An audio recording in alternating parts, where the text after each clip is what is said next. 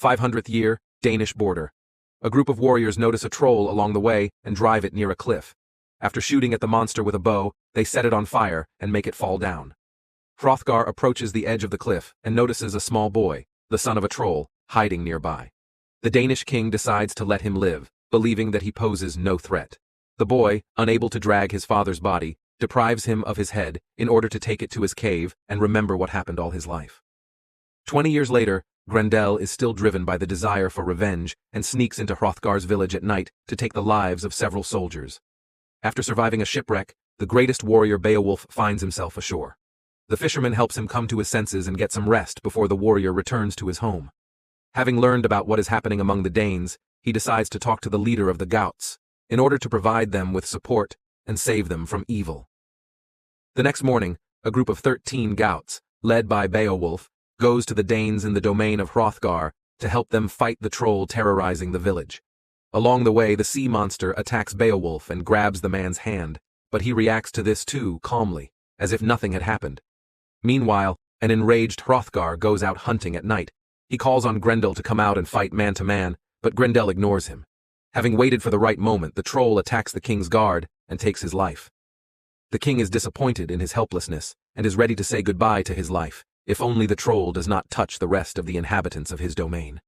His wife supports Hrothgar, believing that he is not guilty of the horrors taking place. Soon the soldier's funeral takes place, to which Father Brendan comes. The Christian priest is sure that the problem of the Danes is faith, because they need to go through life with God in heart. Father Brendan is convinced that the monster will not harm him when he meets him, since he is a believer and has no evil thoughts.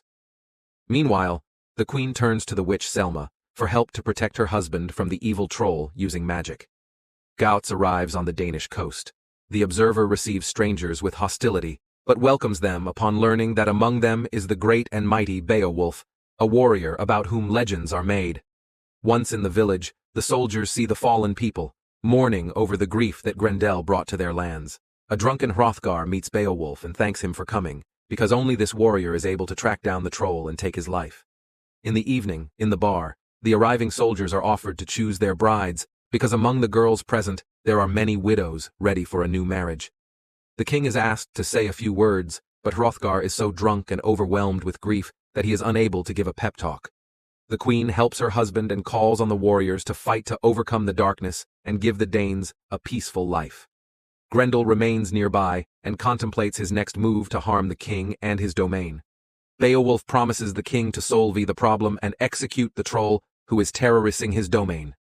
Unfert is skeptical about his words, because Grendel dealt with 20 soldiers without any particular difficulties, and there were only 13 Gauts. Beowulf is not embarrassed by this, because they, unlike the Danes, are ready to stay awake and face the enemy at any moment. A little later, Hrothgar personally asks Beowulf for help.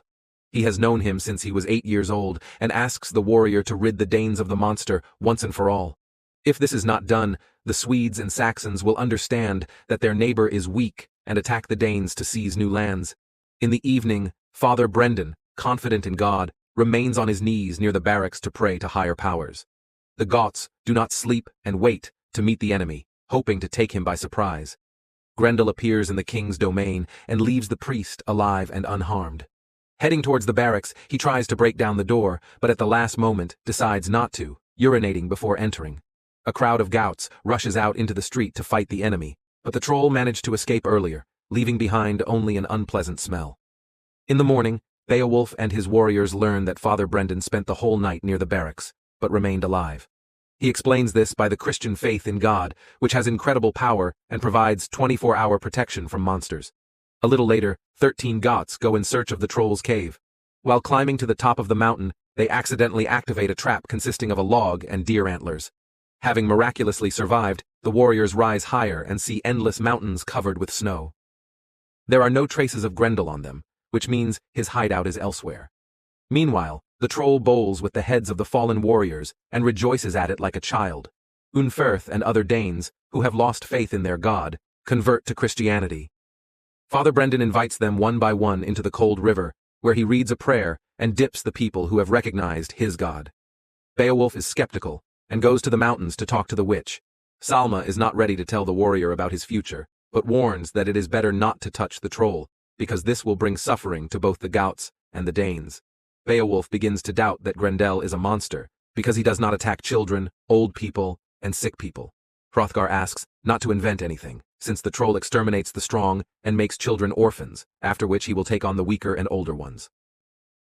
The next night, the Gauts hear Grendel running on the roof and go outside to fight him. A fast and dexterous troll avoids fights by hiding nearby, thereby teasing the warriors. In the morning, Thorkel tells the children about their confrontation between legend and fairy tale, but Beowulf asks them not to invent nonsense. Gradually, frightened and disappointed in their own abilities, the soldiers lose confidence that they will be able to defeat the troll. Beowulf maintains the morale of his subordinates and trains them in sword fighting, after which he goes to Selma and asks them to tell fortunes on the bones. The witch shows interest in the soldier and hints at intimacy, but he is dedicated to the cause and thinks only about how to catch and neutralize the monster. While telling fortunes, Beowulf hears strange sounds and realizes that Grendel has been nearby all along. The Gaut leader and the witch go after the troll, but he is faster and more agile. Throwing stones at Beowulf, Grendel teases him but does not engage in a fight. The warrior does not understand the reason for this behavior, but Selma tells him that the monster's actions are revenge for the sins of the king, and Beowulf did nothing wrong to him. Soon, Hrothgar also loses his faith and converts to Christianity, hoping that in this he will find his salvation. Upon returning to the village, Beowulf saves a cripple, whom the children tried to beat for stealing. The unfortunate man thanks the warrior for his help and promises to show him Grendel's cave. Trusting the cripple, a group of 13 Gauts goes to the opposite bank. Finding themselves on a high cliff, they try to get down, but realize that it is too dangerous. One of the warriors decides to urinate on the troll's hideout, after which the warriors return home. Along the way, a sea monster attacks Breck and, grabbing him by the hair, drags him under the water. Beowulf and other warriors save their comrade and help him avoid drowning. Another evening passes quietly, as Grendel decided not to disturb the village. In the morning, Beowulf goes outside and realizes that he was mistaken.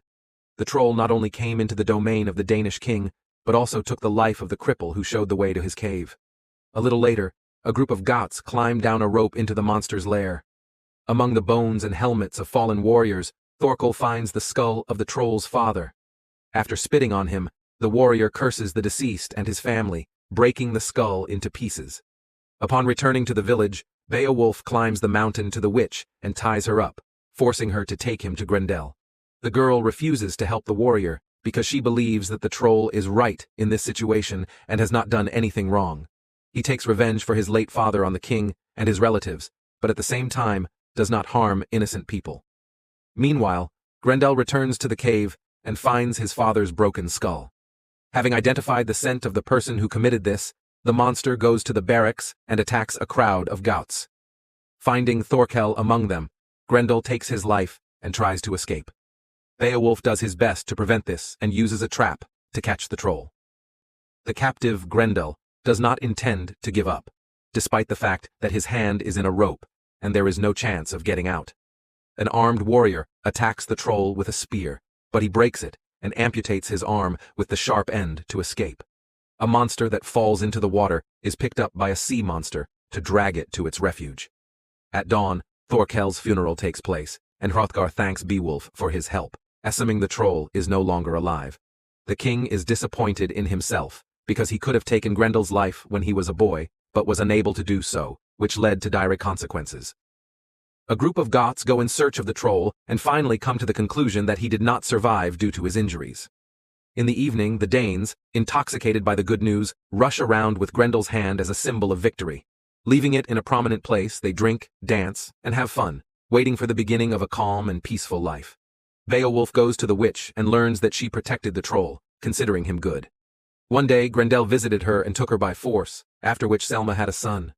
Now she invites Beowulf to make love and hits him in the face, after which the couple spend the night together. A sea monster, who turns out to be Grendel's mother, comes to land to take revenge. The female monster takes the life of Brendan's father and then heads to the bar. Noticing her son's hand, the troll woman takes the lives of everyone present and takes the severed limb for herself. Meanwhile, Selma's son returns home, and the witch, leaving Beowulf in her bed, goes with him to the troll's lair. The king learns of what happened and raises the alarm, realizing that this is not the end of the battle with the monsters. The next morning, the Goths go to the cave and find a secret underwater passage. Beowulf takes off his mail and goes to the second part of the cave, where he finds Grendel's lifeless body.